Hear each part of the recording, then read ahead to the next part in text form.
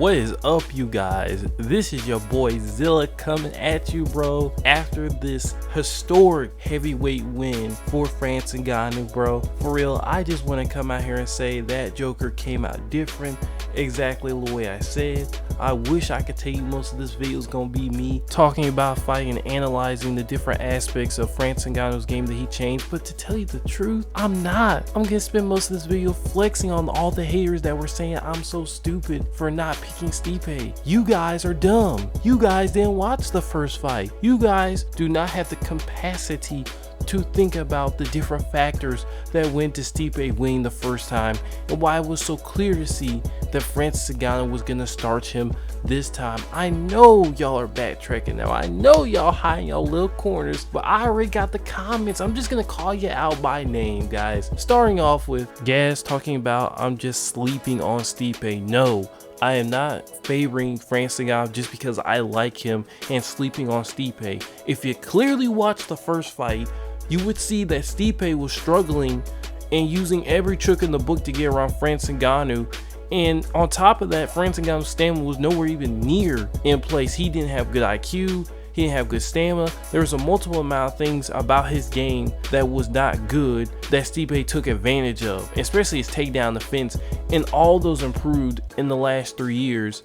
And Francis Ngannou just looked like just a pure better fighter. Even though Stipe put up a good fight with his improved skills that he's gained over the fights with Daniel Cormier, no, Francis Ngannou is a whole nother beast. And by the time his career ends, he might be our Mike Tyson. We've never seen a guy like this. And plus, on top of that, he might be able to break Stipe's 3 title defense record. I believe that if there's anybody that can do it, it has to be this guy. And he's probably gonna have the toughest road to do it too, because if you consider he's probably gonna fight John Jones next. And if he can beat Stipe, then Jones, I mean, from there, it's kind of a cakewalk as far as anybody beating him within that period of time. You know, he might go 6 or 7. And it's just gonna be wild to try and see that. But now let's get to the next one, where Ultimate Fraud tries to come at me comparing the fight between Francis Ngannou without, comparing the circumstances of actually what happened, what we know from the different interviews in the fight of Francis not training for the fight.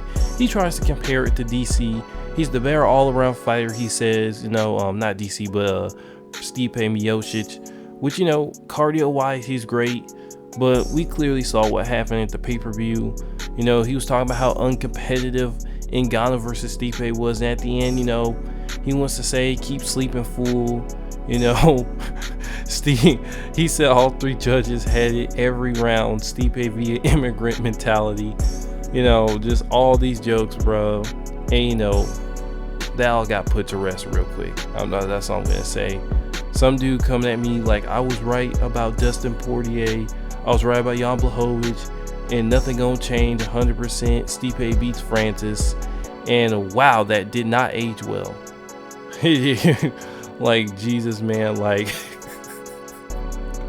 man, people just taking L's like here. They act like I don't know what I'm talking about. Like, I think I have a good percentage of record of predicting UFC fights, and ooh, that was a huge L on that one. And I've been sticking with it for the past year that Francis Ngannou was ready to fight Stipe, but all the scheduling got off, and this could have happened last year, but the virus happened and it delayed, and maybe it gave more time for Francis Ngannou to improve his game on a mental level, because he just like out there, he was doing just little techniques, that little changes in his game. Instead of headhunting in the first round, he was actually, going for the body, which I don't think Stipe expected. He threw some leg kicks.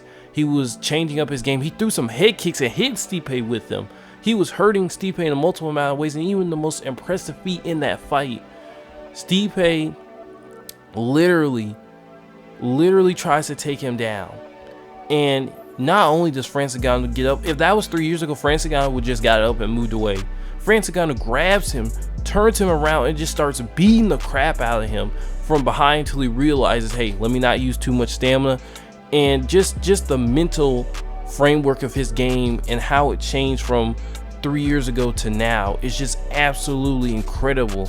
I mean, he was only in the sport 5 years before that, so now he's like a really good vet And just mentally, bro, he's just on the level of a champion, and not only just a great champion, but he's gonna go down as an all-time UFC fighter, being that he's knocked out some of the worst guys in the division.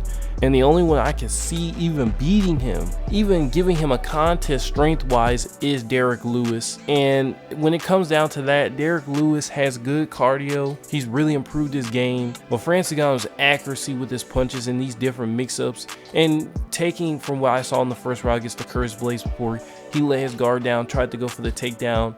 You know, he is beatable, exploiting him when he's off balance. So Francis Ngannou could definitely do that. I think beat him the way he mentally brought it against Stipe Miocic. But you know, shout out to the haters for doubting me. Shout out to Francis Ngannou for proving me right all along. And you know, shout out to Stipe for taking all those shots within those 2 rounds and surviving more than all of Francis Ngannou's opponents for the last 4 fights combined. You know, that is a salute in and of itself. But guys, this has been the best Gojira in UFC news and predictions. Make sure you hit that subscribe button, also get the notification bell so you get notification every time I make a video, and I will see you guys next time.